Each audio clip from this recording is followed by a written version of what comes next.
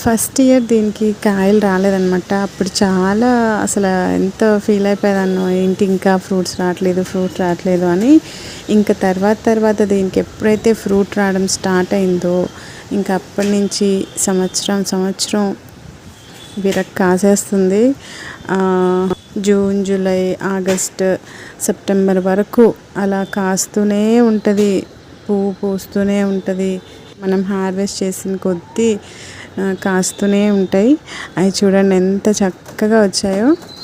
ఇంకా ఇవి చిన్న పాట్లోనే ఉన్నాయి. వాటర్ బాటిల్స్ ఉంటాయి కదా మనకి, వాటర్ క్యాన్స్, అందులో పెట్టానన్నమాట. దానికి నేను మట్టి కూడా మార్చలేదు. 3 years నుంచి అలాగే ఉంది. కాకపోతే నేను పైన కిచెన్ వేస్ట్ కంపోస్ట్ అని, మన నాన్ వెజ్ ప్రాన్స్ కంపోస్ట్ అని, ఫిష్ కంపోస్ట్ అని అది ఇస్తూ ఉంటాను. బోన్ మీల్ కొనుక్కోవడానికి డబ్బులు ఖర్చు